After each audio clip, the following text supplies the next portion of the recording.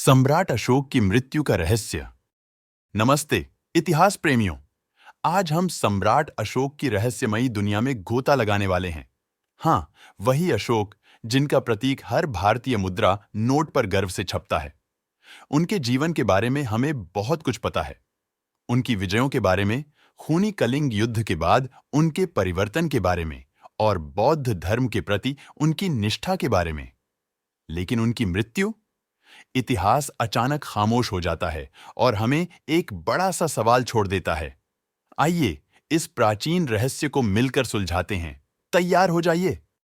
अशोक ने भारत के अब तक के सबसे बड़े साम्राज्य पर शासन किया, हिमालय की बर्फीली चोटियों से लेकर तमिलनाडु के धूप वाले समुद्र तटों तक और अफगानिस्तान की सीमाओं को भी छूते हुए।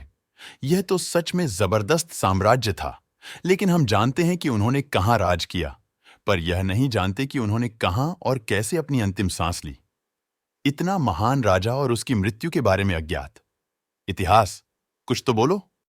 पहला सुराग हमें अशोकवदाना से मिलता है, जो अशोक के समय के सदियों बाद लिखा गया बौद्ध ग्रंथ है।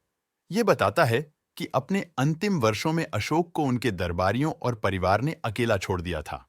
कहा जाता है कि उन्होंने अपनी संपत्ति और जमीन भिक्षुओं को दान करने के बाद एकाकी जीवन जिया और उनकी मृत्यु हो गई। क्या? अपने समय का सबसे धनी राजा और अंत में उसके पास कुछ नहीं बचा? कुछ गड़बड़ नहीं लग रहा? शायद उन्हें किसी वित्तीय सलाहकार से सलाह लेनी चाहिए थी। अशोक एंड सन्स आज एक बड़ी बिजनेस एम्पायर हो सकती थी। क्या आपको लगता है कि उनकी अतिव्याप्त उदारता के कारण उनका परिवार उनके खिलाफ हो गया था? कमेंट में हमें बताएं। अब चलते हैं अशोक के परिवार के ड्रामे की ओर।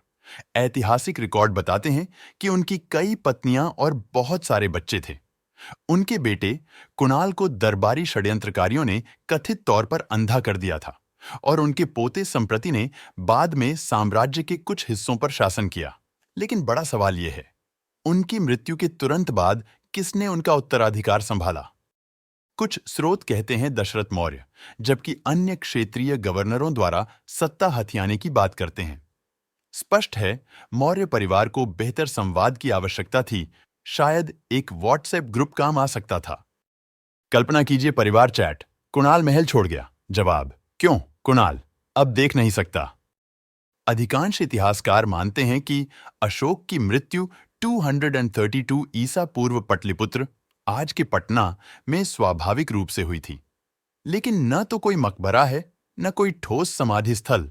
सिर्फ यह कहानी है कि उनकी अस्थियां 84,000 स्तूपों में बांटी गई थीं। ये तो बहुत सारे स्तूप हुए। क्या आपने कभी इन स्तूपों का नक्शा देखा है? मैंने तो नहीं देखा।